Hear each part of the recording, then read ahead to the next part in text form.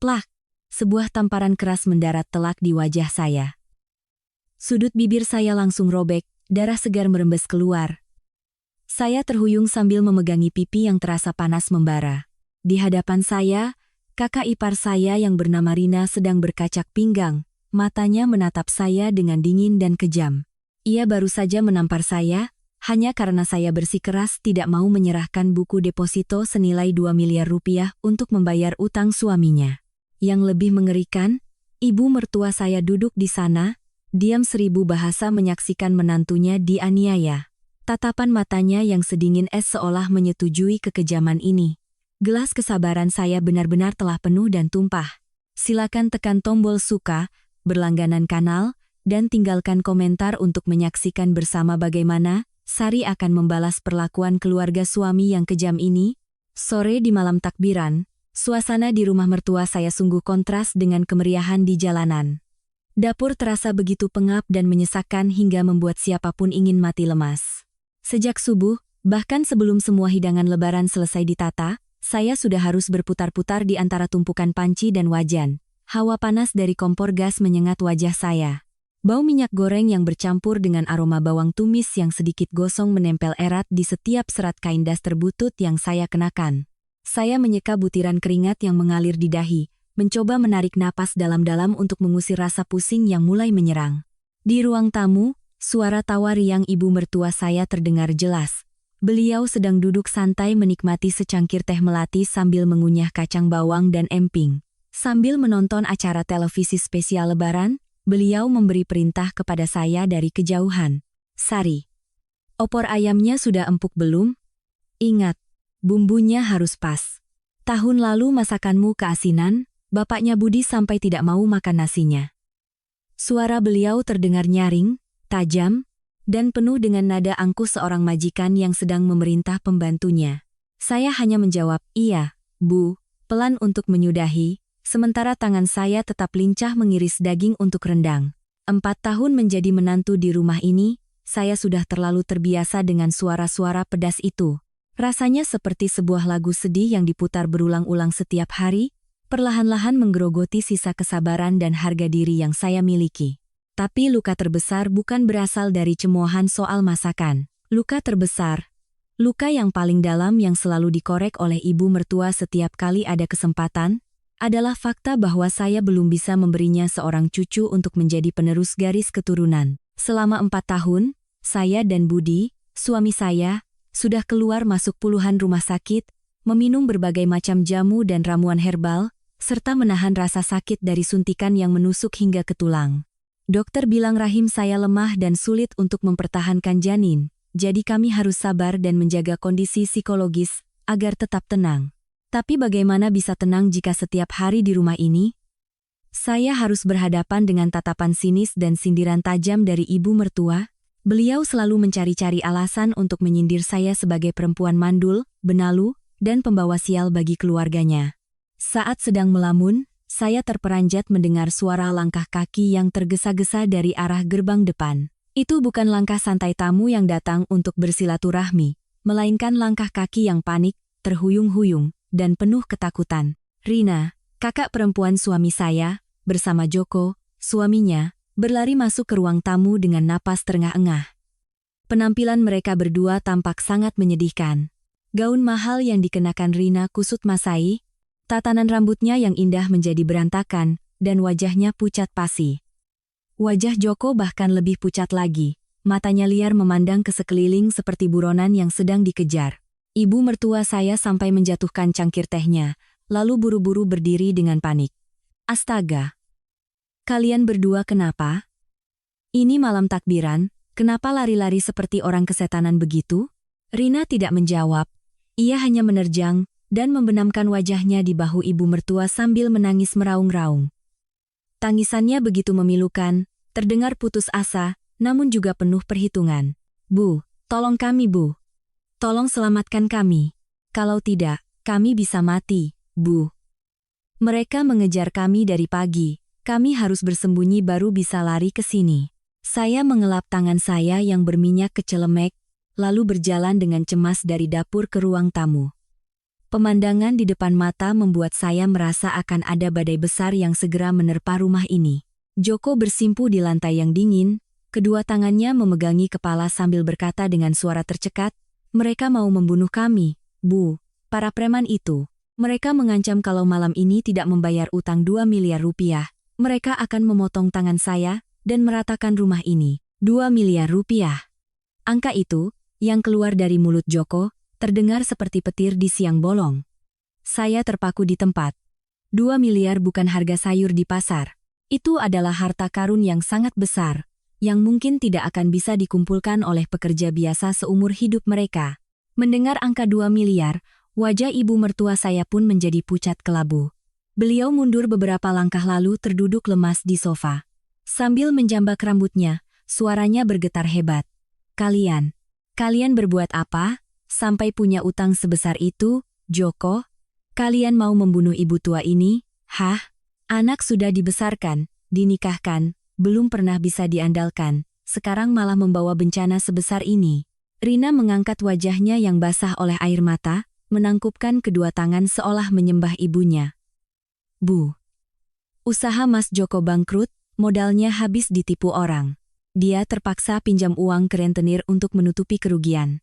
Sekarang bunganya terus berlipat ganda, totalnya sudah 2 miliar. Ibu harus menolong kami. Kalau tidak, kami lebih baik bunuh diri saja, Bu. Kalau tidak ada uang, mereka akan menjual saya ke tempat pelacuran untuk melunasi utang. Suasana di ruang tamu menjadi sangat pekat, tegang, dan menyesakan. Saya berdiri di sudut pintu, diam-diam mengamati segalanya dengan perasaan yang tidak enak. Dan benar saja seperti dugaan saya, drama menyedihkan ini bukan sekadar laporan utang piutang. Ini adalah sebuah drama yang telah dirancang dengan sangat rapi untuk menunjuk saya sebagai target utamanya. Ibu mertua saya tiba-tiba berhenti menangis. Tatapan matanya yang tadinya panik dan takut, perlahan berubah menjadi dingin dan penuh perhitungan. Beliau perlahan menoleh ke arah saya. Tatapannya tajam menusuk lurus ke jantung saya. Suasana di sekitar seolah membeku. Rina juga berhenti menangis. Matanya yang bengkak menatap saya dengan penuh selidik. Keheningan itu berlangsung selama beberapa puluh detik yang terasa seperti selamanya. Akhirnya, ibu mertua berdeham, memecah keheningan. "Sari, kamu sudah dengar semuanya, kan? Kakak iparmu, Rina dan Joko, sedang di ujung tanduk, di rumah ini. Hanya kamu yang bisa menolong mereka. Kamu punya deposito 2 miliar rupiah yang baru kamu simpan bulan lalu, kan? Cairkan saja nak. Berikan pada ibu biar ibu bisa melunasi utang mereka. Kalau mereka sudah melewati musibah ini dan usahanya lancar lagi, mereka pasti akan mengembalikannya padamu, tidak akan kurang serupiah pun. Kita ini satu keluarga. Tidak mungkin melihat saudara mati, tapi tidak ditolong." Setiap kata yang diucapkan ibu mertua terasa ringan, tetapi bagaikan batu ribuan ton yang menimpa kepala saya. Deposito 2 miliar itu bukan uang yang jatuh dari langit, bukan juga hasil usaha saya dan Budi yang sukses besar. Itu adalah uang santunan asuransi jiwa dan hasil penjualan satu-satunya bidang tanah peninggalan almarhum ayah saya, setelah beliau meninggal dalam sebuah kecelakaan lalu lintas yang tragis setengah tahun yang lalu. Itu adalah warisan terakhir, darah, dan air mata ayah saya, untuk putri satu-satunya. Kenangan hari ayah meninggal masih menyayat hati saya setiap malam. Ayah saya, seorang pria yang seumur hidupnya bekerja keras dan berhemat, yang tidak pernah memakai baju baru yang mahal atau makan enak, harus meregang nyawa di bawah roda truk yang kejam. Dan sekarang, ibu mertua saya dengan entengnya meminta saya untuk menyerahkan uang yang ditebus dengan nyawa ayah kandung saya, untuk membayar utang judi dan bisnis ilegal kakak ipar saya. Saya berusaha menahan rasa sesak yang menyesakkan di tenggorokan, menarik napas dalam-dalam agar suara saya tidak bergetar. "Bu, uang itu adalah peninggalan ayah untuk masa tua saya, uang dari asuransi jiwanya. Ayah berpesan agar saya menyimpannya baik-baik untuk biaya jika nanti sakit atau untuk masa depan anak-anak kami. Saya tidak bisa mencairkannya, Bu. Lagi pula, deposito itu atas nama kami berdua, butuh tanda tangan Mas Budi juga. Dia sedang keluar membeli keperluan lebaran, sebentar lagi mungkin pulang. Maaf, Bu, tapi utang ini terlalu besar dan bukan disebabkan oleh kami." Mendengar penolakan saya, raut wajah ibu mertua langsung berubah. Sikap manis dan memelasnya tadi lenyap seketika, digantikan oleh wajah aslinya yang penuh amarah. Beliau menggebrak meja kaca hingga cangkir-cangkir teh di atasnya bergetar. Jangan bawa-bawa nama Budi, dia anakku, dia selalu mendengarkanku. Kamu istrinya, seharusnya kamu ikut menanggung beban keluarga suami. Kamu lihat kakakmu hampir dibunuh orang tapi kamu hanya diam saja? Apa kamu tidak punya hati? Atau jangan-jangan hatimu sedingin asal-usul keluargamu? 4 tahun kamu numpang hidup di sini, tidak bisa melahirkan satu anak pun untuk berbakti. Sekarang keluarga sedang susah, kamu malah mau menyembunyikan uang untuk dirimu sendiri, kan? Ayahmu sudah meninggal. Uang itu juga tidak akan membuatnya hidup lagi. Lebih baik dipakai untuk menolong orang yang masih hidup, itu baru namanya beramal. Kata-kata setajam silet dari ibu mertua terus mengiris hati saya yang sudah berdarah.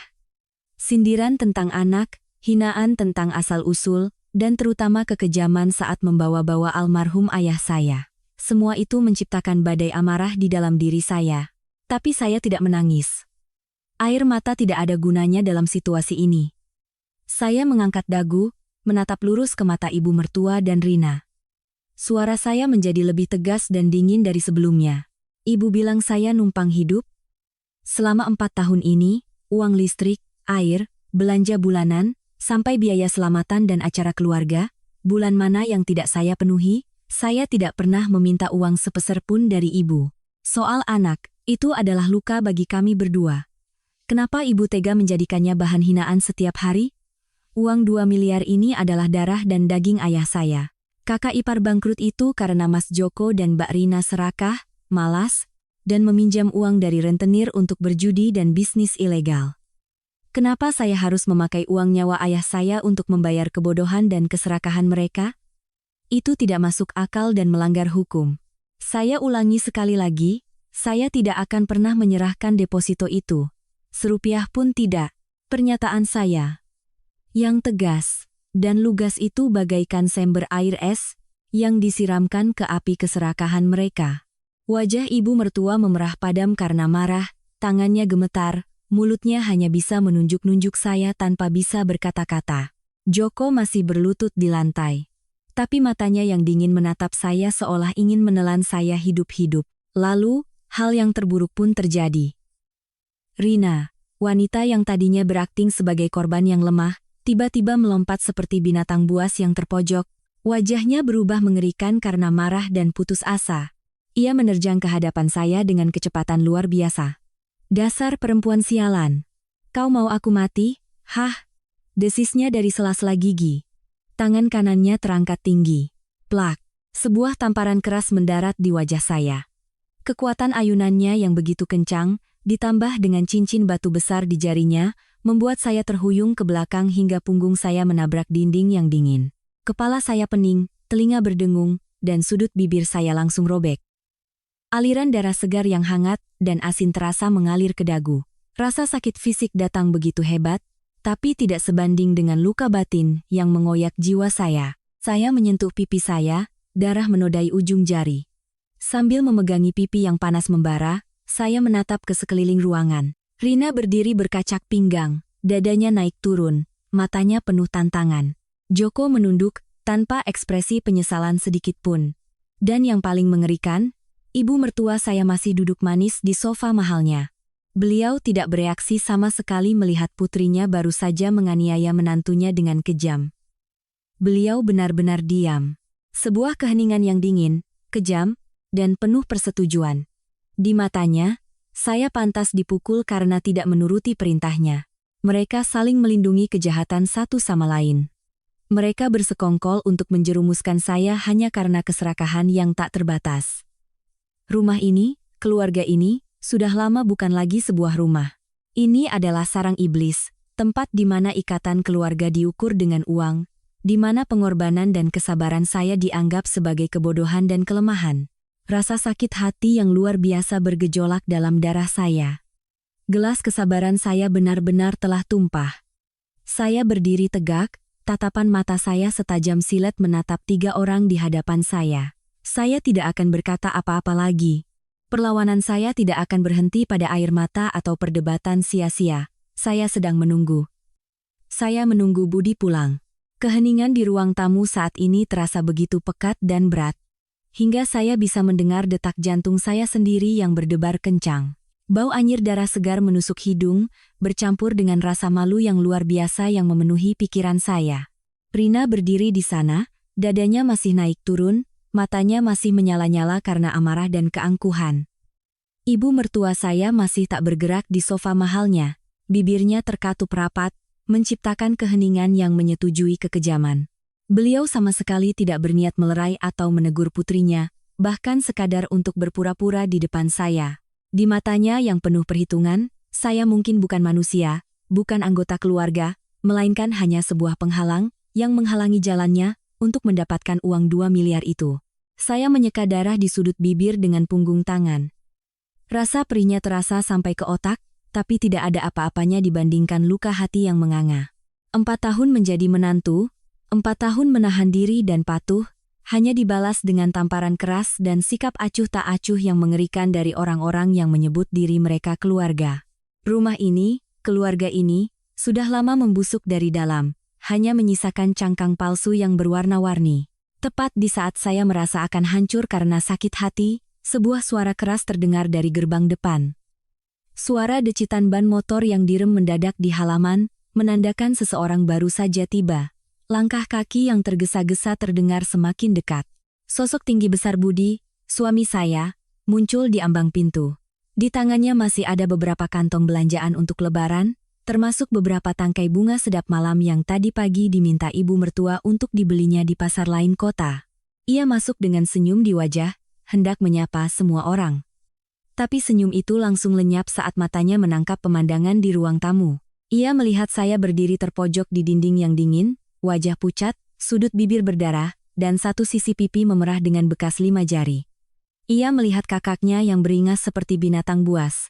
Ia melihat Joko yang berlutut di lantai seperti pesakitan. Dan ia melihat sikap ibunya yang tenang dan dingin. Kantong buah dan kue lebaran di tangan Budi jatuh ke lantai. Jeruk dan apel menggelinding kemana-mana, beberapa kuntum bunga sedap malam patah dan berguguran. Tapi tak ada yang peduli. Budi berlari ke arah saya secepat angin. Tangannya yang besar dan hangat menyentuh pipi saya yang bengkak. Matanya terpaku pada sudut bibir saya yang masih mengeluarkan darah. Alisnya berkerut tajam, suaranya yang dalam terdengar serak, menahan amarah yang luar biasa. "Sari, kamu kenapa? Siapa yang memukulmu?" Saya tidak menjawab, hanya menggigit bibir menahan isak. Air mata yang saya tahan sedari tadi akhirnya menggenang, membuat pandangan saya kabur. Tapi saya bersumpah tidak akan membiarkannya jatuh. Saya tidak mau menangis di depan orang-orang berhati dingin ini. Saya tidak mau mereka melihat kelemahan saya lagi. Saya hanya menggeleng pelan, mata saya mengarah pada Rina yang berdiri mematung beberapa langkah dari kami. Semuanya sudah jelas, tanpa perlu kata-kata. Budi langsung mengerti. Suasana ceria seorang anak yang baru pulang berbelanja untuk hari raya lenyap seketika. Ia perlahan berbalik, tubuhnya yang tinggi besar seolah menutupi seluruh pandangan di depan saya. Ia menatap lurus ke wajah Rina, matanya memerah karena amarah. "Mbak Rina, apa yang Mbak lakukan pada istriku? Kenapa Mbak memukulnya?" Suara Budi terdengar berat, setiap katanya setajam silet. Rina awalnya tampak kaget dengan sikap keras adiknya yang biasanya pendiam. Tapi sifat angkuh dan kebiasaannya berlindung di balik ibunya dengan cepat membuatnya kembali congkak. Ia mengangkat dagu, menjawab dengan suara keras tanpa sedikit pun rasa penyesalan. "Iya, aku yang memukulnya. Aku memukulnya untuk memberi pelajaran pada menantu kurang ajar dan berhati dingin ini. Keluarga kita sedang dalam masalah besar, kami hampir dibunuh preman, tapi dia malah menyembunyikan uangnya, tidak mau mengeluarkan sepeser pun untuk menolong keluarga.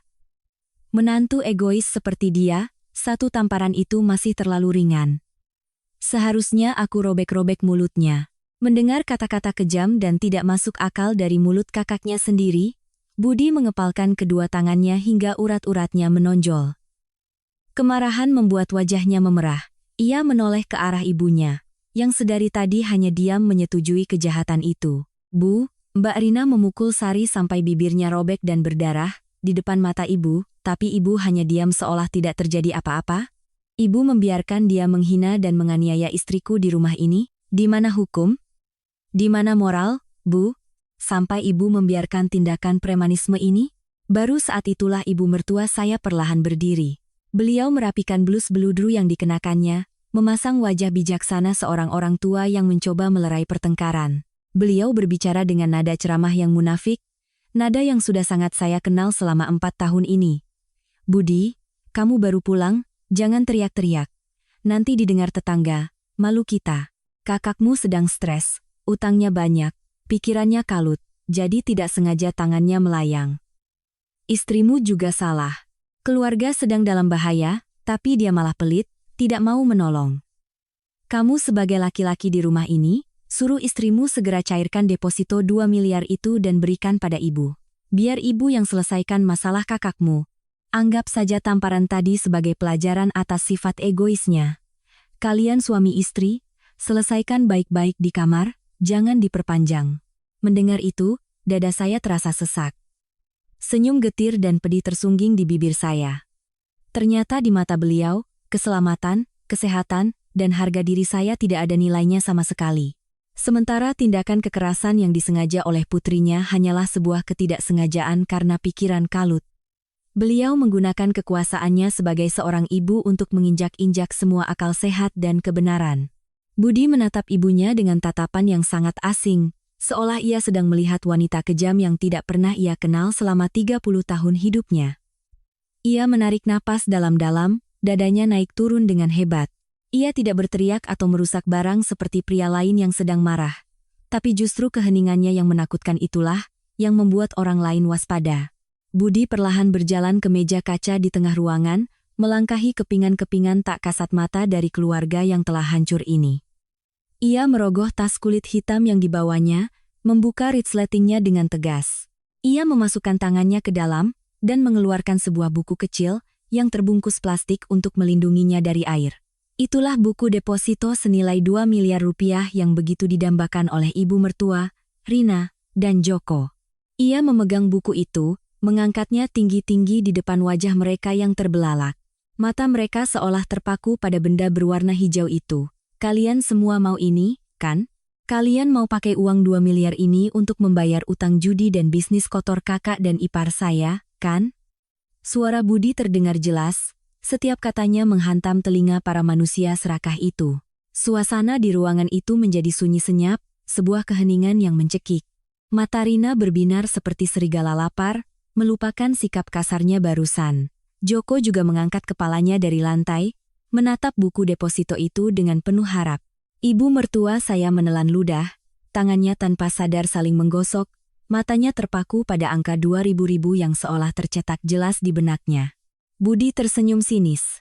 Sebuah senyum yang penuh dengan penghinaan dan kekecewaan yang mendalam. Ia melemparkan buku deposito itu ke atas meja kaca. Suara keringnya memecah keheningan palsu.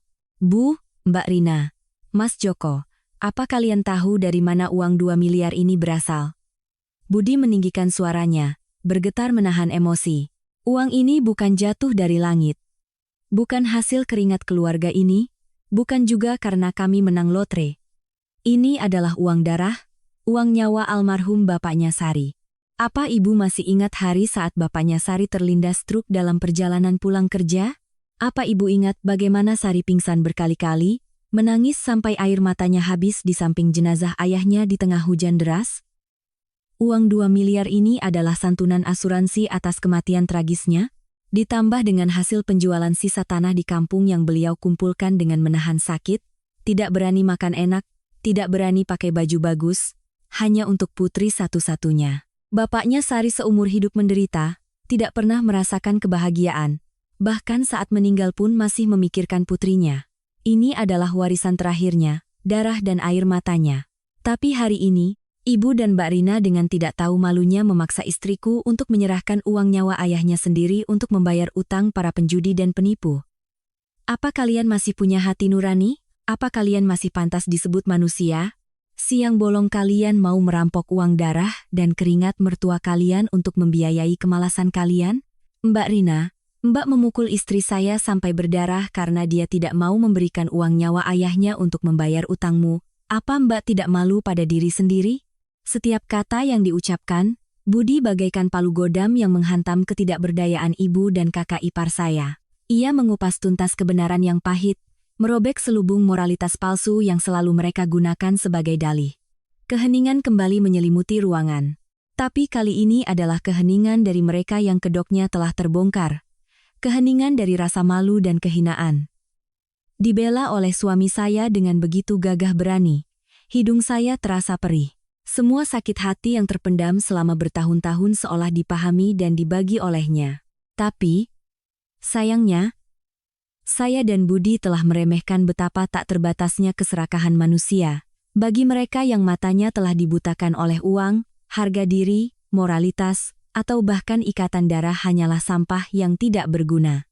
Begitu melihat buku deposito 2 miliar rupiah tergeletak di atas meja, melihat harapan untuk melunasi utang ada di depan mata, sikap ibu mertua dan Rina langsung berbalik 180 derajat. Sifat kasar, angkuh, dan arogan mereka lenyap secara ajaib, digantikan oleh sebuah drama baru yang ribuan kali lebih menjijikkan. Ibu mertua saya langsung mengubah raut wajahnya. Kerutan di dahinya berkumpul, matanya yang tajam tiba-tiba memerah lalu meneteskan air mata buaya. Beliau bergegas menghampiri Budi dan memeluk lengannya. Suaranya tiba-tiba menjadi manis, penuh duka, dan memelas hingga membuatku mual. Budi, anakku, ibu minta maaf. Ibu ribuan kali minta maaf pada kalian berdua. Ibu tahu ibu salah. Tidak seharusnya ibu berkata kasar pada istrimu. Tapi Budi, darah lebih kental dari air. Nak, kakak jatuh, adik yang menopang. Rina itu kakak kandungmu, darah dagingmu. Dari kecil dia yang menggendong dan merawatmu. Sekarang preman mengancamnya, kalau malam ini tidak ada uang, mereka akan menghabisi suaminya. Mereka mengancam akan memotong tangannya. Ibu bersujud padamu. Nak, ibu juga bersujud pada Sari. Tolonglah, berbaik hatilah, kasihanilah ibu tua ini. Pinjamkan dulu 2 miliar itu untuk kakakmu melewati masa sulit ini. Nanti kalau kami sudah jual tanah, ibu janji akan mengembalikannya pada istrimu, tidak akan kurang sepeser pun. Uang itu bagi kalian mungkin hanya tabungan, tapi bagi kakakmu, itu adalah nyawa. Ibu mohon pada kalian berdua, ibu rela cium kaki kalian. Tolonglah selamatkan kakakmu. Sambil berbicara, beliau berpura-pura akan berlutut di hadapan kami. Budi dengan cepat mundur dan menahan ibunya. Wajahnya menunjukkan ekspresi muak, jijik, dan sakit hati yang mendalam karena harus menyaksikan ibu kandungnya sendiri membuang semua harga diri hanya demi uang. Sementara itu, Rina tidak mau kalah. Penampilannya bahkan lebih menyedihkan. Ia berlari dan bersimpu di lantai keramik yang dingin, tepat di bawah kaki saya. Kedua tangannya memeluk erat betis saya sambil meraung-raung. Ia tidak peduli gaun mahalnya menjadi kusut, atau air matanya yang luntur membuat riasan tebalnya berantakan. Maskaranya mengalir di pipi, memperlihatkan wajah pucat yang menyedihkan dan hina. Sari, adikku, aku ribuan kali minta maaf padamu. Aku ini binatang, aku ini iblis karena sudah berani menamparmu tadi. Aku salah, aku bajingan. Pukul aku lagi, Sari, tampar aku berapa kali pun, caci maki aku sesukamu, asalkan amarahmu reda. Aku mohon, kasihanilah aku, kasihanilah kedua keponakanmu yang masih sekolah. Kalau malam ini tidak ada 2 miliar untuk membayar utang, para preman itu akan menculik anak-anakku dan menjual organ mereka. Mereka akan membunuh seluruh keluargaku. Aku tahu itu uang darah dan daging ayahmu, tapi menolong satu nyawa itu pahalanya tak terhingga, Sari. Tolonglah kami kali ini, setelah ini aku akan menjadi kerbau dan kudamu, aku akan menjadi pembantumu seumur hidup. Aku akan menyembahmu, Sari. Aku bersujud di kakimu, tolong selamatkan keluargaku.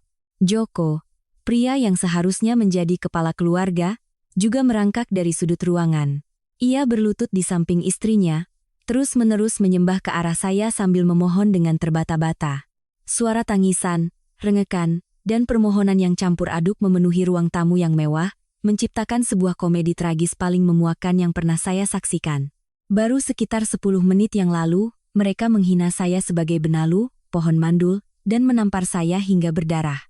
Sekarang, saat melihat buku deposito itu, mereka rela membuang semua harga diri, membuang status sebagai ibu dan kakak, untuk berlutut dan menangis di kaki seorang menantu yang selalu mereka pandang rendah. Kontras yang tajam ini membuat perut saya mual. Saya mundur, bersandar ke dinding untuk mencari pegangan, sambil mengamati drama komedi yang sedang berlangsung. Rasa jijik membuncah di dada saya. Keheningan saya saat ini bukan lagi karena pasrah atau takut, melainkan karena penghinaan yang luar biasa. Saya melihat ibu mertua yang berpura-pura menyeka air mata sambil melirik ekspresi Budi.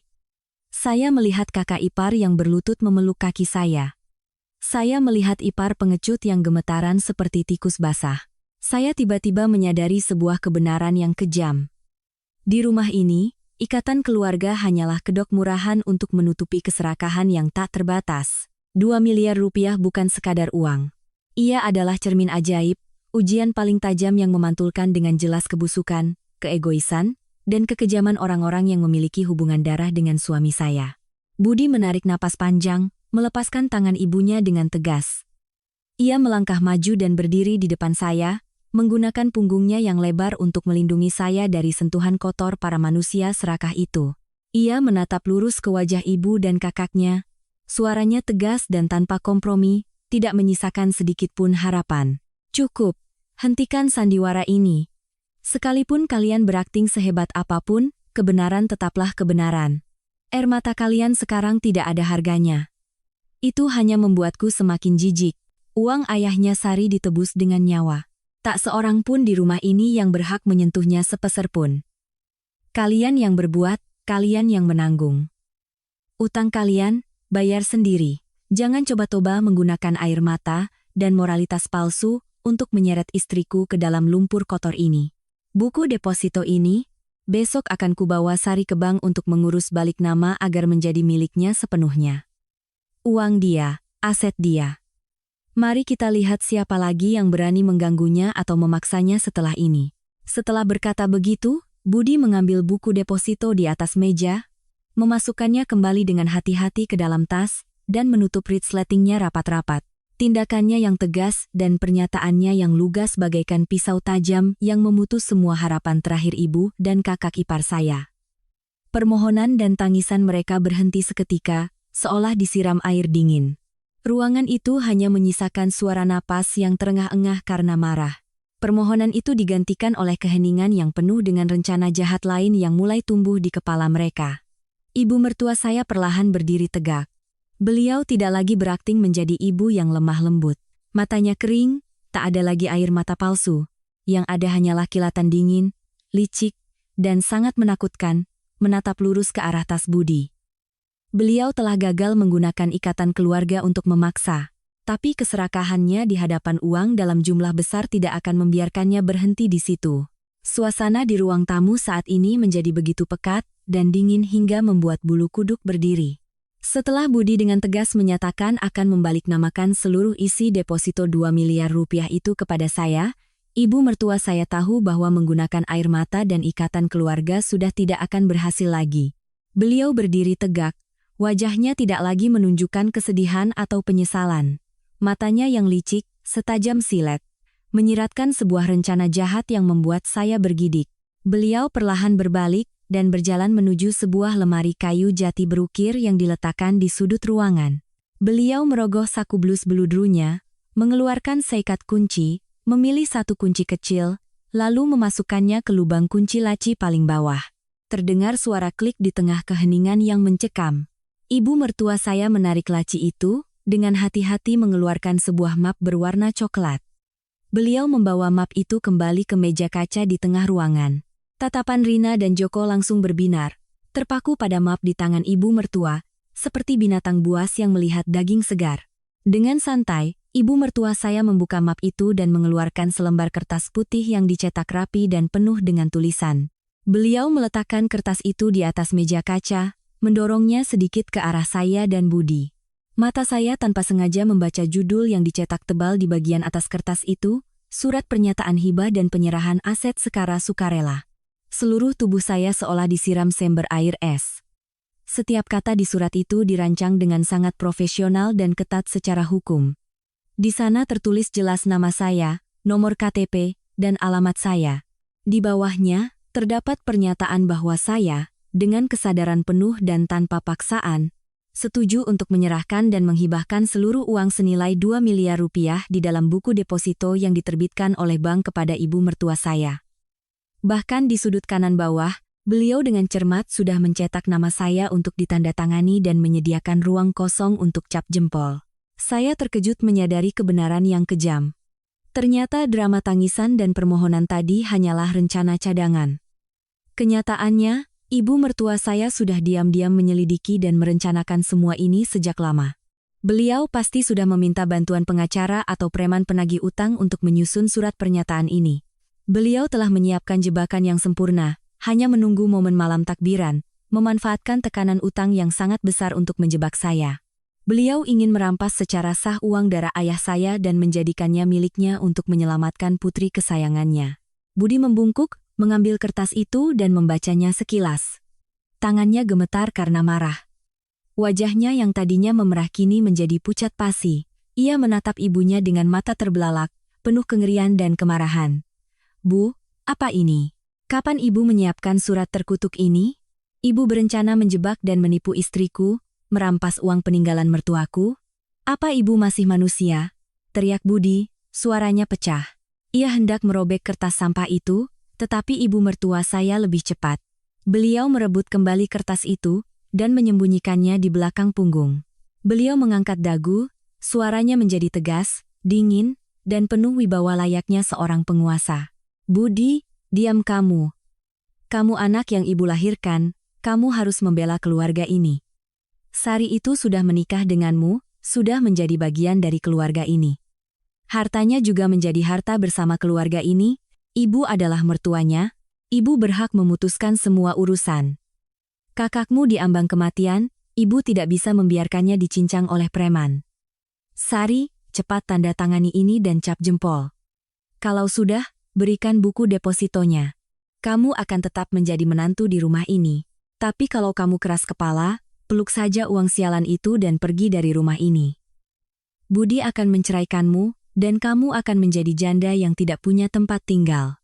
Sikap tidak tahu malu dan kekejaman ibu mertua saya telah melampaui batas imajinasi saya. Beliau menggunakan pernikahan kami sebagai alat untuk memeras. Beliau mengancam akan mengusir saya dan memaksa Budi menceraikan saya di hari terakhir bulan puasa, jika saya tidak menyerahkan 2 miliar rupiah. Rina, yang tadinya diam, kini ikut-ikutan. "Betul itu. Cepat tanda tangani, kau pikir bisa tenang dengan uang itu? Kalau kau tidak menolongku, dan aku mati, arwahku akan datang mencekikmu setiap malam. Dasar pohon mandul tak berbuah, perempuan mandul tak beranak. Kau tidak bisa punya anak, untuk apa punya banyak uang? Mau dibawa mati?" Kalimat pohon mandul tak berbuah, perempuan mandul tak beranak bagaikan bor tajam, yang menusuk bagian terlemah dan paling sakit di hati saya. Selama 4 tahun, saya menahan pahitnya ramuan herbal, menahan sakitnya suntikan penyubur hingga perut saya membiru. Selama 4 tahun, saya menelan air mata setiap kali mendengar gunjingan tetangga yang disebarkan oleh ibu mertua saya sendiri. Saya sangat ingin menjadi seorang ibu, lebih dari siapapun. Tapi mereka justru menggunakan luka itu untuk menyakiti dan memaksa saya menyerahkan uang. Saya menarik napas dalam-dalam, memejamkan mata sejenak. Ketika saya membukanya kembali, semua rasa takut, lemah, dan pasrah selama 4 tahun ini telah lenyap. Hati saya kini dipenuhi oleh rasa dingin dan kekuatan aneh yang membara. Keheningan saya telah berakhir. Mulai saat ini, saya tidak akan membiarkan siapapun menginjak-injak harga diri saya lagi. Saya maju selangkah, menyingkirkan lengan Budi yang berusaha melindungi saya. Saya menatap lurus ke mata ibu mertua yang penuh keserakahan dan wajah Rina yang congkak. "Ibu bilang saya pohon mandul tak berbuah." Mbak Rina bilang, "Saya perempuan mandul tak beranak." Suara saya tidak keras, tetapi sangat jelas, dingin, dan menggema di seluruh ruangan. Sambil berbicara, saya dengan santai membuka tas tangan saya. Berbeda dengan tas kulit besar milik Budi, tas saya kecil dan usang, tetapi berisi sesuatu yang tak ternilai. Saya merogoh saku bagian dalam, dan dengan hati-hati mengeluarkan sebuah amplop dari sebuah rumah sakit bersalin ternama. Saya membuka amplop itu, mengeluarkan selembar kertas hasil USG dengan sebuah foto hitam putih kecil tertempel di atasnya. Saya mengangkat kertas hasil USG itu tinggi-tinggi di depan ibu dan kakak ipar saya. Buka mata kalian lebar-lebar, dan lihat ini baik-baik. Tadi pagi saya baru saja periksa ke rumah sakit. Dokter menyatakan saya telah hamil 6 minggu. Janinnya sudah memiliki detak jantung, dan berdetak sangat kuat. 4 tahun saya menahan hinaan kalian. 4 tahun saya minum obat seperti makan nasi, menahan sakit dan malu. Akhirnya Tuhan tidak buta. Arwah ayah saya di alam sana juga merestui saya. Saya sudah hamil. Anak yang membawa darah Mas Budi. Cucu pertama di keluarga ini, sedang tumbuh di dalam perut saya. Pengumuman saya bagaikan petir yang menyambar semua orang di ruangan itu. Budi berdiri terpaku, seolah membatu. Matanya terbelalak, bibirnya bergetar, terbata-bata. Setetes air mata mengalir di pipi pria tegap itu. Ia berlari dan memeluk saya erat. Tangannya menangkup wajah saya, mulutnya tak henti-hentinya memanggil nama saya dengan penuh kebahagiaan. Sari, apa ini benar? Kita akan punya anak? Aku akan jadi ayah? Saya mengangguk, air mata haru mulai menggenang, sambil tersenyum mengiyakan. Saya pikir, dengan kabar gembira yang telah dinanti-nantikan selama 4 tahun ini, ibu mertua saya setidaknya akan goyah. Saya pikir beliau akan meneteskan air mata bahagia karena akan segera menimang cucu, atau setidaknya merasa sedikit menyesal atas kutukan kejam yang baru saja ia lontarkan. Tapi tidak. Saya salah besar. Sifat manusia yang telah dibutakan oleh keserakahan sungguh mengerikan. Ibu mertua saya hanya terdiam selama 3 detik. Matanya melirik sekilas hasil USG di tangan saya, lalu kembali tertuju pada tas Budi yang berisi buku deposito 2 miliar. Bibirnya yang tipis menyunggingkan senyum sinis yang penuh kelicikan dan kekejaman. Beliau sama sekali tidak bertanya apakah saya lelah, atau apakah janinnya sehat. Beliau justru berkata dengan suara dingin, kata-katanya, berbisa seperti ular kobra. Baguslah kalau begitu. Kamu hamil berarti keluarga ini dapat berkah. Tapi Sari, orang tua dulu bilang, kalau punya anak harus banyak beramal untuk masa depan anak. Kamu akan menjadi seorang ibu, tidak boleh egois dan berhati dingin terus. Kalau kamu melihat orang akan mati tapi tidak menolong, melihat kakak iparmu akan dipotong tangannya oleh preman, tapi kamu diam saja memeluk uangmu, apa kamu pikir anak dalam kandunganmu akan lahir dengan selamat? Apa kamu tidak takut karma buruk menimpa anak yang tidak berdosa itu? Cepat ambil pulpen, tanda tangani surat hibah ini. Berikan 2 miliar itu pada ibu untuk menyelamatkan Rina. Anggap saja kamu sedang beramal, dan mengumpulkan pahala untuk anakmu. Kamu menolong kakakmu, nanti anakmu lahir akan dilindungi Tuhan, sehat dan tumbuh besar. Tapi kalau kamu peluk uang itu dan membiarkan kakakmu mati, janin di perutmu juga akan menanggung dosa besar. Telinga saya berdengung, dada saya seolah dihantam palu godam. Saya tidak percaya dengan apa yang baru saya dengar. Beliau, seorang calon nenek, berani menggunakan cucu kandungnya yang masih dalam kandungan sebagai alat tawar, sebagai sandera untuk memeras uang. Beliau mengutuk dan menggunakan hukum karma untuk menakut-nakuti saya, memaksa saya menggunakan uang santunan nyawa ayah saya untuk membayar utang judi putrinya. Dan beliau dengan tanpa malunya menyebut tindakan perampokan itu sebagai beramal untuk janin. Kekejaman, ketidakberdayaan, dan moralitas yang menyimpang dari ibu mertua saya telah mencapai tingkat paling mengerikan yang bisa dibayangkan. Rina yang berdiri di sampingnya juga ikut-ikutan. Ia menangkupkan kedua tangan, memasang wajah sedih sambil menasihati saya dengan nada munafik. Benar itu, Sari. Apa yang dikatakan ibu itu benar. Kamu akan menjadi ibu, kamu harus memikirkan anakmu. Uang memang berharga, tapi setinggi gunung pun tidak bisa membeli nyawa dan pahala. Kakak sedang dalam masalah, kamu bantu. Kalau kakak selamat, keponakanmu juga akan dapat berkah. Jangan pelit 2 miliar sama keluarga sendiri. Cepat kasih ibu uangnya, penagih utang sudah janji akan datang malam ini. Jangan sampai karena keserakahanmu, nasib baik anakmu jadi terhalang. Kemarahan dalam diri saya meledak seperti gunung berapi. Air mata kelemahan telah lama mengering, digantikan oleh tekad sekeras baja. Naluri seorang wanita yang tertindas, ditambah dengan naluri seorang ibu yang harus melindungi anaknya, telah mengubah saya menjadi orang yang sama sekali berbeda. Sosok menantu penurut bernama Sari yang selama 4 tahun ini sabar, telah mati. Yang berdiri di hadapan mereka saat ini adalah seorang wanita yang telah memahami sepenuhnya sifat busuk mereka, dan saya siap melancarkan serangan balasan paling mematikan. Saya dengan lembut mendorong tangan Budi, melangkah maju, berhadapan langsung dengan ibu mertua saya. Jarak kami kurang dari setengah meter. Saya menatap lurus ke matanya yang menyala-nyala karena keserakahan. Suara saya terdengar pelan, jelas, dan sedingin es di kutub utara. Ibu benar. Punya anak memang harus banyak beramal, tapi apa ibu mengerti arti kata beramal itu? Beramal bukan berarti membiarkan kejahatan, bukan berarti melindungi penjudi, pemalas, dan penipu yang membawa utang ke rumah. Beramal bukan berarti memaksa menantu menyerahkan uang santunan nyawa ayahnya untuk membayar utang kakak ipar. Dan yang terpenting, beramal bukan berarti menggunakan cucu yang belum lahir sebagai alat tawar, mengancam, dan memeras ibunya sendiri. Dengan cara yang tidak bermoral. Seperti yang sedang ibu lakukan. Saya menunjuk surat pernyataan hibah yang ada di atas meja dengan tatapan penuh penghinaan. Ibu pikir selembar kertas sampah yang ibu cetak sendiri, dengan nama saya di atasnya, bisa merampas 2 miliar rupiah dari saya secara sah? Ibu lupa apa pekerjaan saya? Saya seorang akuntan senior. Saya telah belajar dan bekerja dengan hukum ekonomi selama lebih dari 10 tahun. Surat ini, jika tidak saya tanda tangani secara sukarela di hadapan notaris, dan jika saya bisa membuktikan bahwa saya dipaksa dan diancam secara mental, maka surat ini sama sekali tidak bernilai di mata hukum.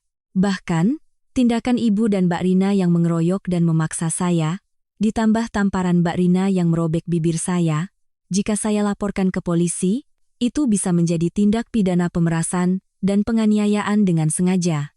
Wajah ibu mertua saya menjadi pucat pasi. Beliau tidak menyangka menantunya yang biasanya pendiam, bisa berbicara dengan argumen yang begitu tajam dan memahami hukum. Rina juga mundur selangkah. Matanya menunjukkan kepanikan. Saya tidak memberi mereka kesempatan untuk membantah. Saya melanjutkan serangan psikologi saya. Ayah saya seumur hidupnya jujur, hidup hemat, tidak berani makan enak atau pakai baju bagus. Uang 2 miliar ini adalah darah, daging, dan nyawanya yang ia tinggalkan untuk saya. Ini adalah uang paling bersih dan suci. Sementara utang 2 miliar Mbak Rina dan Mas Joko adalah utang dari keserakahan, kemalasan, judi, dan pinjaman rentenir. Itu adalah uang kotor penuh dosa. Ibu mau saya menggunakan uang darah ayah saya untuk menutupi tumpukan lumpur dosa putri ibu? Ibu sedang bermimpi di siang bolong.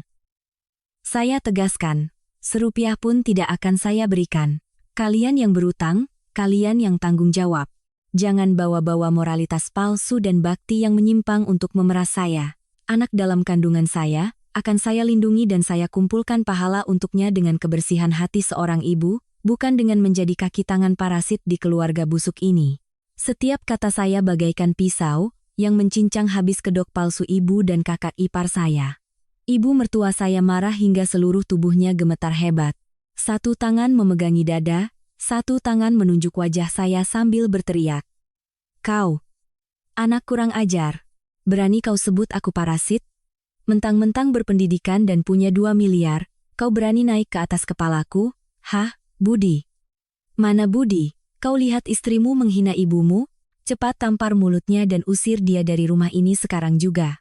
Tetapi Budi tidak menuruti perintahnya. Ia maju dan berdiri di samping saya, merangkul bahu saya dengan erat. Matanya menatap ibunya dengan tatapan dingin yang seolah memutuskan hubungan.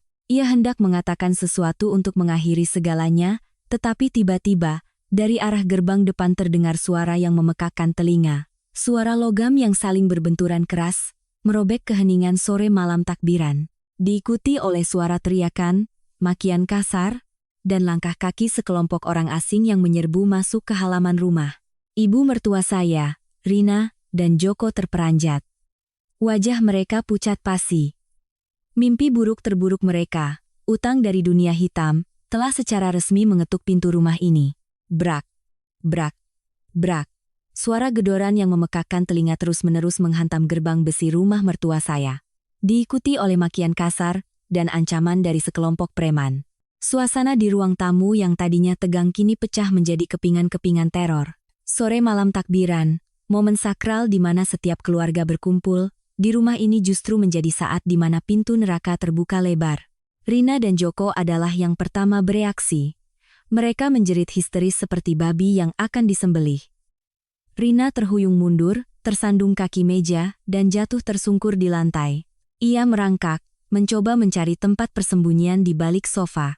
Joko, dengan wajah sepucat abu, seluruh tubuhnya gemetar hebat.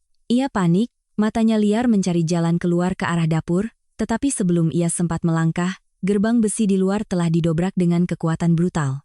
6 pria berwajah sangar, penuh tato, dan memegang pipa besi serta tongkat kayu, menyerbu masuk ke halaman. Mereka mengenakan jaket kulit hitam, wajah mereka beringas, dan berbau alkohol. Pemimpin mereka adalah seorang pria botak dengan kalung emas sebesar ibu jari di lehernya. Sebuah bekas luka panjang di dekat matanya membuatnya semakin mengerikan. Ia meludah ke teras lalu melangkah masuk ke ruang tamu, diikuti oleh anak buahnya. Joko, Rina, mana kalian? Mau lari sampai kapan? Hah? Sembunyi di lubang tikus pun akan kutemukan. Suara serak pria botak itu menggema di seluruh rumah. Ibu mertua saya kini benar-benar kehilangan akal. Wibawa dan kekejamannya saat memaksa saya menyerahkan uang tadi telah lenyap tanpa sisa. Beliau mundur beberapa langkah, memegangi dada, bibirnya gemetar. Melihat para preman itu masuk, lututnya lemas. Namun, naluri untuk melindungi putrinya membuatnya mencoba berdiri. Beliau melangkah maju, memohon dengan suara bergetar. Maaf, Mas. Ini sudah mau Lebaran. Tolong beri kami waktu beberapa hari. Setelah Lebaran, kami pasti akan membayar semuanya, tidak akan kurang sepeser pun. Pria botak itu tertawa terbahak-bahak, tawa yang penuh dengan penghinaan. Ia mengetuk-ngetukkan pipa besinya ke meja kaca, menimbulkan suara yang membuat jantung semua orang berdebar kencang. Waktu? Nenek, kau pikir kami anak kecil yang bisa kau bohongi? Kau janji sore ini akan ada 2 miliar tunai. Kalau tidak, kau serahkan sertifikat tanah di kampung. Sekarang, mana uangnya? Mana sertifikatnya? Cepat keluarkan. Jangan pakai alasan minta waktu lagi, kami tidak punya waktu untuk berdebat. Kata-kata preman itu bagaikan sember air es yang disiramkan ke wajah semua orang, terutama saya dan Budi. Budi membelalakan matanya, menatap ibunya dengan kaget, ia bertanya dengan terbata-bata, Bu, apa maksudnya? Sertifikat apa? Tanah di kampung mana? Kenapa ibu berurusan dengan mereka? Kenapa ibu janji akan menyerahkan sertifikat? Wajah ibu mertua saya pucat pasi. Beliau menunduk, tangannya meremas-remas ujung blusnya, sama sekali tidak berani menjawab pertanyaan Budi. Keheningannya sudah menjelaskan semuanya. Pria botak itu tersenyum sinis. Ia merogoh saku jaketnya, mengeluarkan setumpuk berkas kotor, dan melemparkannya ke atas meja. Suaranya terdengar penuh cemoohan. Kau anaknya tapi tidak tahu apa-apa? Ibumu dan kakakmu ini meminjam 2 miliar dari kami setengah tahun lalu untuk bisnis MLM bodong. Bunganya terus menumpuk sampai mereka tidak bisa bayar. Ibumu membawa sertifikat tanah pusaka di kampung ke sini, menandatangani surat gadai. Dia bahkan berjanji, kalau sore ini tidak bisa membayar tunai, tanah itu resmi menjadi milik kami. Kami datang ke sini untuk 3 hal. Mengambil 2 miliar, mengambil tanah, atau mengambil nyawa si Rina dan suaminya. Pilih. Dunia di sekitar saya seolah berputar. Kebenaran yang kejam dan kotor dari keluarga ini terkuak lapis demi lapis. Ibu mertua saya tidak hanya menggunakan segala cara licik untuk merampas uang asuransi ayah saya, tetapi beliau juga berani menggadaikan tanah pusaka peninggalan kakek nenek Budi kepada preman. Yang lebih mengerikan, untuk menggadaikan tanah itu, beliau pasti membutuhkan tanda tangan ayah mertua saya. Tapi ayah mertua saya adalah seorang pria yang sangat berprinsip dan menghormati leluhur. Beliau tidak akan pernah setuju menggadaikan tanah pusaka untuk membayar utang judi. Lalu, dari mana tanda tangan itu berasal? Sebelum saya sempat menemukan jawabannya, dari arah tangga terdengar suara serak yang bergetar penuh amarah.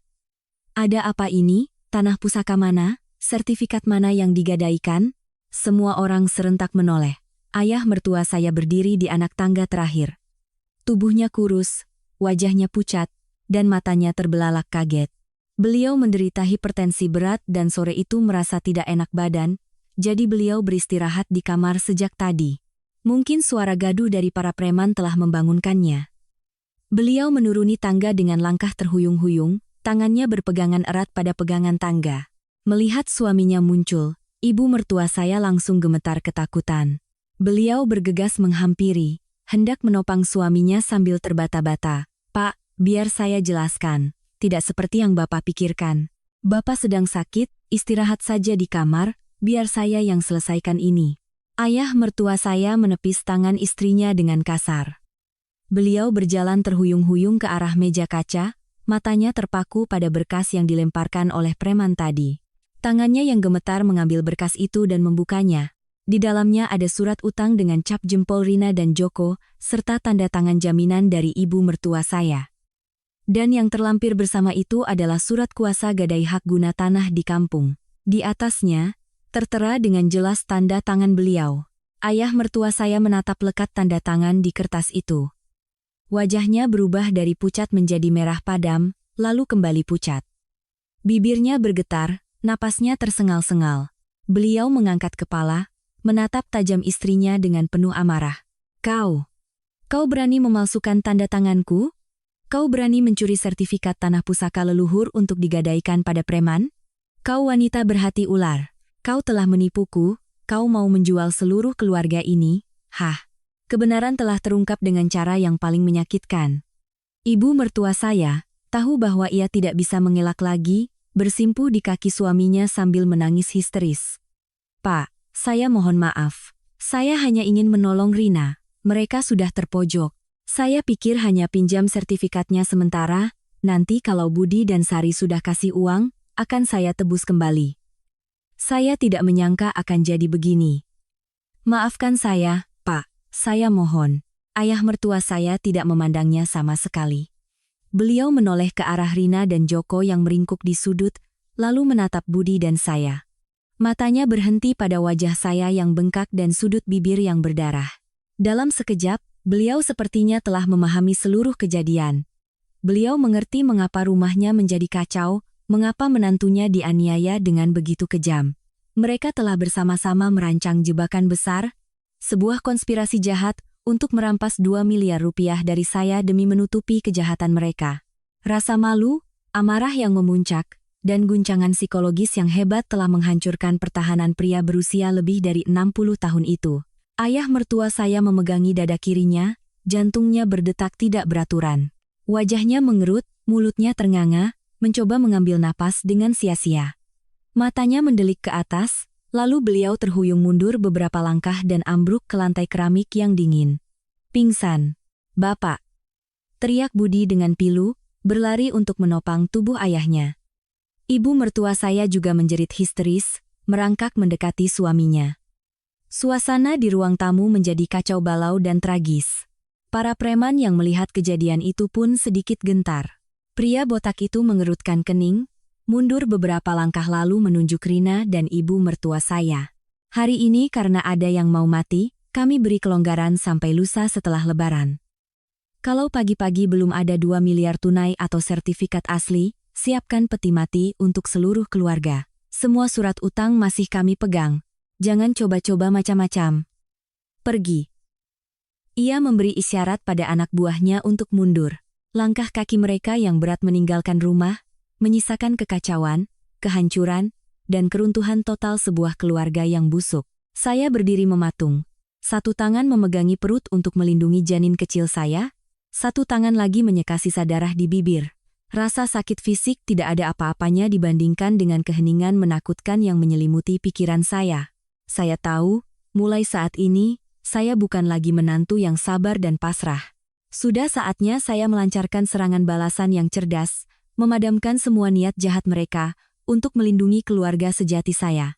Suara sirine ambulans yang memekakkan telinga memecah keheningan malam yang mulai turun di sore malam takbiran. Mobil itu berhenti di depan gerbang. Petugas medis bergegas masuk dengan tandu, memberikan pertolongan pertama, lalu dengan cepat membawa ayah mertua saya ke dalam mobil. Wajahnya pucat, napasnya lemah seperti lilin di tengah badai. Joko, yang sedari tadi meringkuk di sudut, diperintahkan oleh Budi untuk ikut ke rumah sakit mengurus administrasi. Mobil itu melaju kencang, membawa serta nyawa yang berada di ujung tanduk, meninggalkan kekacauan dan aib di rumah yang pernah disebut sebagai rumah.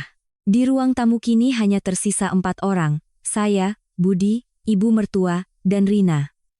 Setelah ayah mertua dibawa pergi, ibu mertua saya seolah kehilangan seluruh sisa tenaganya. Beliau terduduk lemas di lantai yang dingin, rambutnya yang tadinya disanggul rapi kini terurai berantakan. Matanya menatap kosong pada pecahan cangkir teh di lantai. Rina juga tidak lebih baik.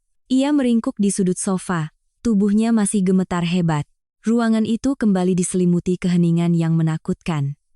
Tapi kali ini bukan keheningan karena tekanan, melainkan keheningan para pendosa yang menunggu hukuman. Saya perlahan merapikan rambut saya. Sudut bibir saya masih perih. Darahnya sudah mengering menjadi noda gelap. Tamparan Rina tadi tidak membuat saya jatuh, sebaliknya, itu menjadi pemicu kemarahan dan kekuatan perlawanan dalam diri saya.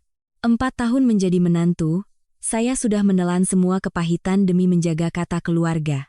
Tapi hari ini, ketika mereka berani menggunakan nyawa almarhum ayah saya, dan bahkan anak dalam kandungan saya sebagai alat pemerasan, batas kesabaran saya telah hancur. Budi menoleh ke arah saya, matanya penuh dengan rasa iba dan penyesalan.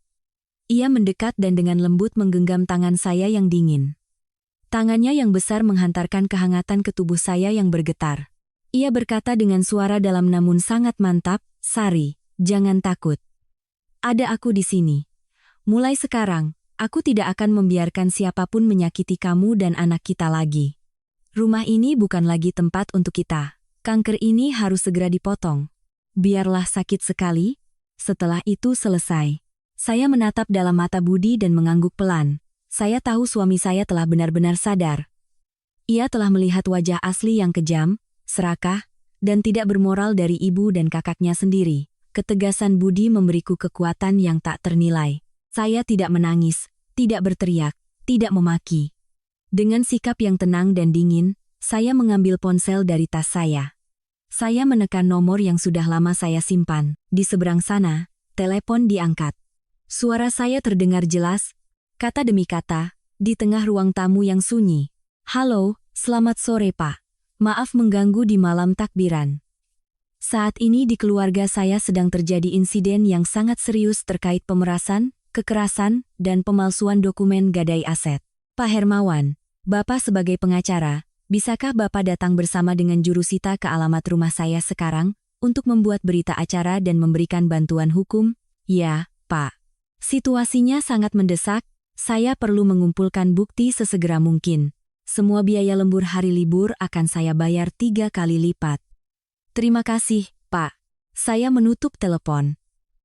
Ibu mertua dan Rina yang mendengar percakapan saya, wajah mereka yang tadinya lesu berubah menjadi kaget lalu panik luar biasa.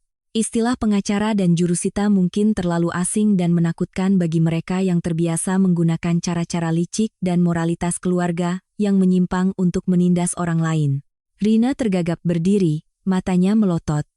Kau telepon siapa? Pengacara? Jurusita? Mau apa kau di rumah ini? Hah? Kau mau memanggil orang luar untuk membuka aib keluarga kita, mempermalukan kita di depan umum?" Ibu mertua saya juga panik, berpegangan pada sofa untuk berdiri. Beliau menerjang ke arah saya, mencoba merebut tas saya. "Sari, kau gila. Masalah keluarga diselesaikan di dalam. Kenapa kau panggil pengacara? Bapakmu baru saja dibawa ke rumah sakit, hidup matinya belum jelas. Dan kau mau membuat kekacauan di rumah ini? Cepat batalkan teleponmu, sekarang juga." Tetapi sebelum ia berhasil menyentuh saya, Budi melangkah maju, merentangkan tangannya dan mendorong ibunya.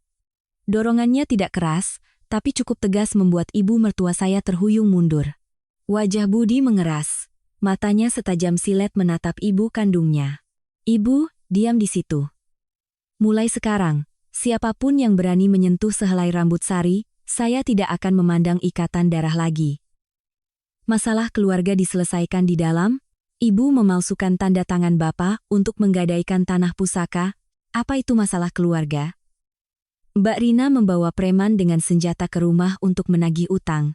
"Apa itu masalah keluarga? Kalian semua mengeroyok dan memukul seorang wanita hamil untuk merampas 2 miliar rupiah uang nyawa besan, Apa itu juga masalah keluarga? Hukum tidak mengenal ikatan keluarga yang busuk dan penuh dosa seperti ini. Ibu dan mbak yang berbuat, kalian yang tanggung jawab. Bersiaplah untuk menanggung akibatnya. Hampir 1 jam kemudian, bel pintu berbunyi. Pengacara Hermawan, bersama 2 petugas jurusita berseragam rapi, masuk membawa map dan kamera. Kehadiran para penegak hukum membuat suasana di rumah yang sudah pengap menjadi semakin serius dan dingin. Ibu mertua dan Rina gemetar ketakutan di sudut ruangan. Saya mempersilakan Pak Hermawan duduk. Dengan suara yang tenang dan jelas, layaknya seorang akuntan senior yang terbiasa dengan prosedur hukum, saya mulai menceritakan seluruh kejadian.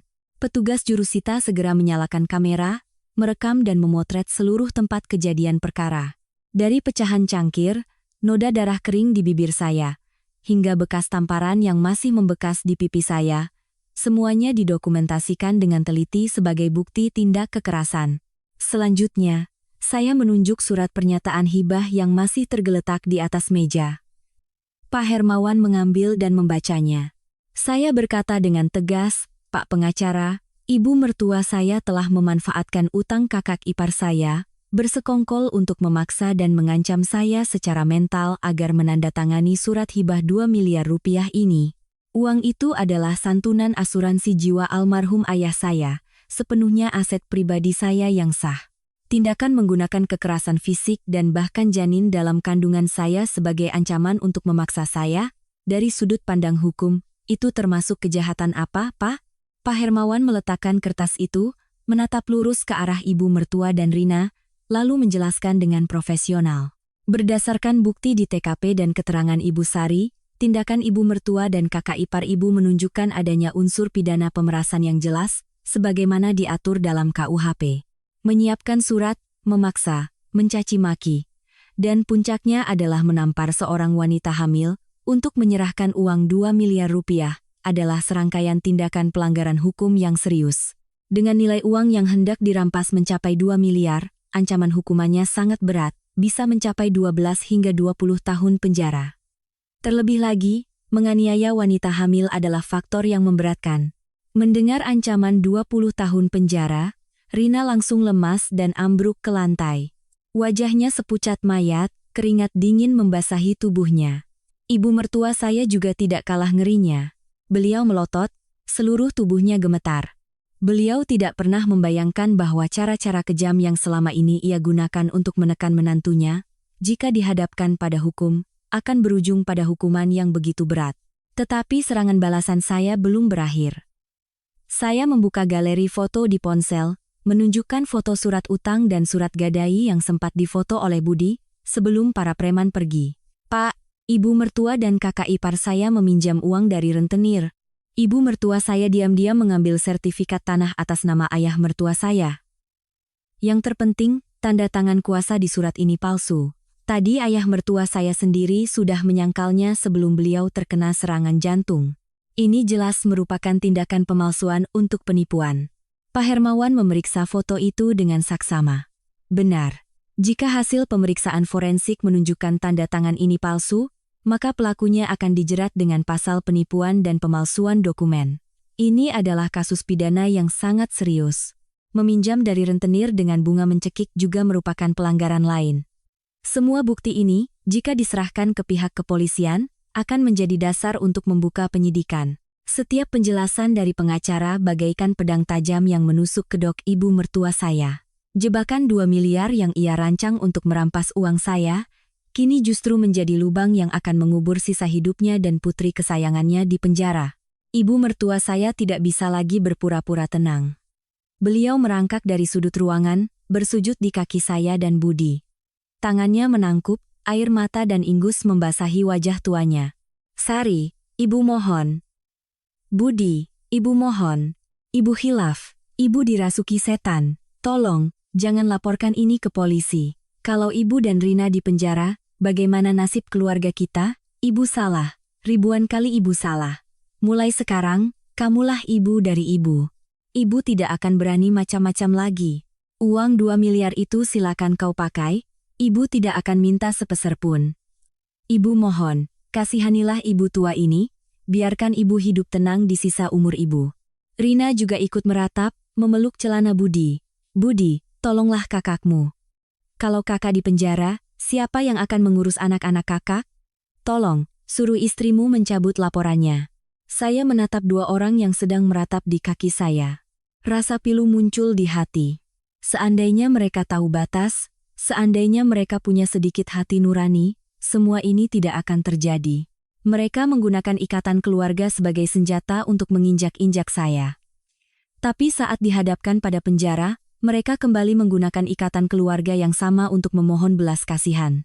Tapi belas kasihan saya sudah mati bersama dengan tamparan itu, bersama dengan kutukan untuk anak saya yang belum lahir. Saya menunduk menatap ibu mertua. Suara saya dingin tanpa emosi. "Bu, saat ibu mencetak surat pemerasan itu, apa ibu ingat ikatan keluarga? Saat Mbak Rina menampar saya, apa ibu ingat ikatan keluarga? Saat ibu menggunakan janin saya untuk mengancam, apa ibu ingat moral? Ibu dan Mbak sendiri yang menyulut api di rumah ini. Sekarang apinya sudah berkobar, ibu mau saya yang memadamkannya? Berita acara sudah dibuat, bukti sudah direkam. Polisi akan turun tangan atau tidak? Itu tergantung pada sikap kooperatif ibu dan Mbak, dan juga tergantung pada kondisi Bapak di rumah sakit. Tapi bagi saya, hubungan kita sudah berakhir sejak saat ini." Budi menoleh ke arah pengacara. "Terima kasih, Pak Hermawan dan bapak-bapak dari kantor jurusita. Mohon semua bukti disimpan dengan baik dan berikan saya salinannya. Setelah libur Lebaran, saya dan istri saya akan membawa seluruh berkas ini ke kepolisian. Sekarang, kami akan berkemas dan meninggalkan rumah ini."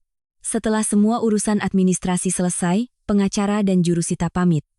Pintu ruang tamu tertutup, mengurung ketakutan, keputusasaan, dan tangisan pilu ibu mertua dan Rina di dalamnya. Mereka telah resmi membayar harga atas keserakahan mereka yang tak terbatas.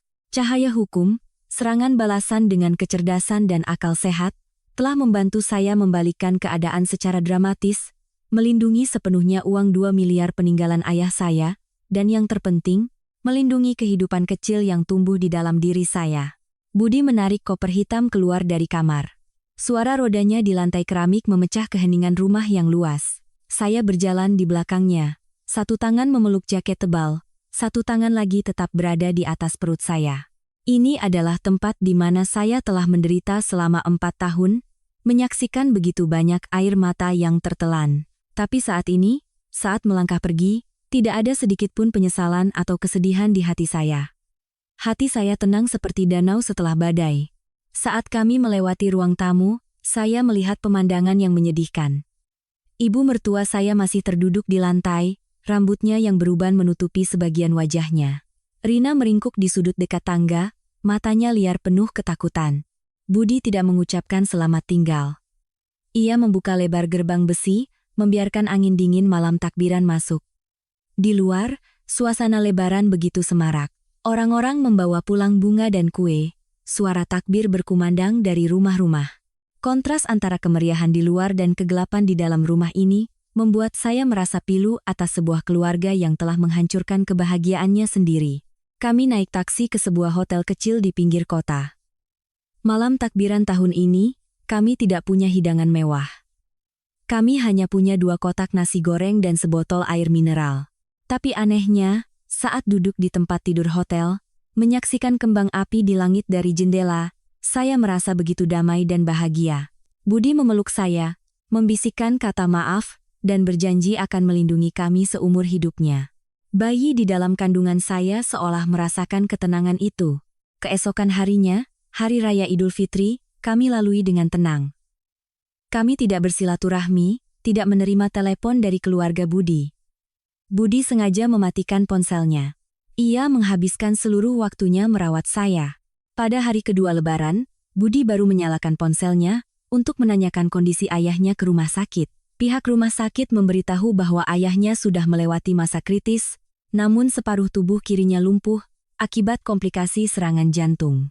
Budi pergi ke rumah sakit sendirian. Saat ia kembali, wajahnya tampak muram. Ia menceritakan percakapan mengharukan antara ia dan ayahnya. Ayah mertua saya, meskipun bicaranya tidak jelas, pikirannya sangat jernih. Beliau telah merekam pesan suara di ponselnya sebelum pingsan. Dalam rekaman itu, ayah mertua saya membuat keputusan yang sangat keras. Pertama, beliau meminta Budi untuk segera menghubungi pengacara terbaik untuk mengurus pemeriksaan forensik tanda tangan pada surat gadai. Beliau menegaskan tidak pernah menandatangani apapun. Tindakan istrinya memalsukan tanda tangan untuk merampas tanah pusaka adalah kejahatan yang tidak bisa dimaafkan. Kedua, beliau menyatakan akan menceraikan istrinya. Beliau meminta Budi menyiapkan kamar kecil di lantai bawah untuknya setelah keluar dari rumah sakit dan melarang ibu mertua serta Rina untuk masuk ke kamar itu. Guncangan dikhianati oleh istri dan anak kandungnya sendiri telah menghancurkan seluruh kepercayaannya. Hari ketiga Lebaran pun tiba. Ini adalah hari terakhir yang diberikan oleh para preman. Sejak pagi, Budi telah menghubungi polisi, memberikan semua bukti yang telah kami kumpulkan. Jaring hukum telah dipasang. Tepat pukul 10 pagi, 2 mobil hitam berhenti di depan rumah mertua saya. Pria botak dan anak buahnya kembali datang, mendobrak masuk dan membuat keributan. Rina dan Joko diseret dari kamar mereka dan dipukuli. Ibu mertua saya bersujud memohon, tetapi sia-sia. Tepat saat mereka akan menyita rumah, sirine polisi meraung. Seluruh preman itu ditangkap dan dibawa pergi. Namun, ini bukan akhir dari masalah bagi ibu mertua dan Rina. Polisi juga telah menerima laporan dari kami. Selain para preman yang akan diproses hukum, tindakan pemalsuan dan penipuan yang dilakukan ibu mertua, serta keterlibatan Rina dalam bisnis ilegal, kini juga menjadi target penyelidikan. Drama keluarga yang dibangun di atas kebohongan dan keserakahan telah runtuh. Ayah mertua saya dengan tegas telah memutuskan hubungan. Suami saya juga telah memutus semua ikatan, memilih untuk melindungi keluarga kecilnya. Rumah besar yang megah itu kini menjadi sunyi dan dingin seperti kuburan. Beberapa hari kemudian, saya mendengar dari tetangga lama bahwa ibu mertua saya tampak sangat tua dan kurus. Beliau tinggal sendirian di rumah yang kosong melompong. Rina terus-menerus dipanggil ke kantor polisi untuk diperiksa. Joko, suaminya, telah kabur dan menjadi buronan, meninggalkan utang besar dan istrinya yang terancam penjara. Mereka telah kehilangan segalanya, suami, ayah, anak, dan harga diri. Harga yang harus dibayar untuk 2 miliar rupiah ternyata terlalu mahal. Saya duduk di balkon apartemen baru kami, menyesap teh hangat. Sinar matahari musim semi menari di dedaunan. Saya mengelus perut saya yang semakin membesar, tersenyum dengan damai. Badai telah berlalu. Kesabaran dan kepasrahan telah digantikan oleh kekuatan pengetahuan dan hukum. Saya tidak merasa puas atas kejatuhan mereka, hanya merasa lega. Hidup ini adil, siapa menanam, dia yang akan menuai. Mereka yang menggunakan kekejaman untuk mendapatkan uang, pada akhirnya akan ditenggelamkan oleh uang itu sendiri. Waktu berlalu begitu cepat. 3 tahun telah lewat sejak malam takbiran yang penuh badai itu. 3 tahun sudah cukup bagi hukum karma untuk bekerja dengan adil. Kehidupan kami kini telah membuka lembaran baru yang penuh cahaya dan tawa. Dengan ketegasan dan keberanian pada hari itu, saya berhasil melindungi seluruh uang 2 miliar rupiah peninggalan ayah saya. Kami menggunakannya sebagai modal untuk membangun kembali hidup kami. Budi membuka toko elektronik yang sukses, dan kami membeli sebuah apartemen yang nyaman di pusat kota. Dan hadiah terindah adalah kelahiran putra kami yang sehat dan tampan. Ia kini hampir berusia 3 tahun, sangat lincah dan mirip sekali dengan Budi. Setiap kali pulang kerja, melihatnya berlari memeluk kaki saya sambil memanggil ibu, semua lelah seolah sirna. Hinaan perempuan mandul kini hanya tinggal kenangan pahit. Budi juga telah berubah menjadi suami dan ayah yang sejati, pilar yang kokoh bagi keluarga kami. Sementara itu, nasib keluarga Budi yang lain sangatlah tragis. Ayah mertua saya, setelah pulih, benar-benar menceraikan istrinya. Beliau menjual sebagian kecil tanah pusaka itu, dan membeli sebuah rumah mungil di pedesaan untuk menikmati masa tuanya. Setiap akhir pekan, kami akan mengunjunginya. Melihat senyumnya saat menyuapi cucu kesayangannya, saya tahu beliau telah menemukan kedamaian. Rina, setelah melalui proses penyelidikan yang panjang, terbukti bersalah atas kasus penipuan berskala besar. Ia divonis 8 tahun penjara. Di dalam tahanan, ia dikabarkan menjadi sangat kurus dan sering menangis meratapi nasibnya. Joko, suaminya, masih menjadi buronan. Kedua anak mereka kini terpaksa hidup terpisah. Dititipkan pada kerabat jauh, dan harus menanggung malu karena perbuatan orang tua mereka. Dan yang paling tragis adalah nasib ibu mertua saya. Setelah diceraikan dan diusir tanpa harta sepeser pun, beliau menjadi gelandangan. Semua uang yang ia miliki telah habis untuk membiayai gaya hidup dan menutupi utang putrinya. Di usia senja, tanpa rumah, tanpa keluarga, dan dijauhi oleh semua kerabat, beliau terpaksa menyewa sebuah kamar kos sempit dan kumuh di pinggiran kota. Untuk bertahan hidup, wanita yang dulu selalu tampil mewah itu kini harus menjadi pemulung. Setiap hari, tak peduli hujan atau panas, beliau mengayuh sepeda tuanya, mengais sampah demi sampah untuk dijual. Suatu sore di musim hujan, saat saya sedang mengendarai mobil untuk menjemput putra saya melihatnya. Di pinggir jalan, seorang wanita tua renta, bungkuk, sedang bersusah payah menarik karung besar berisi barang bekas.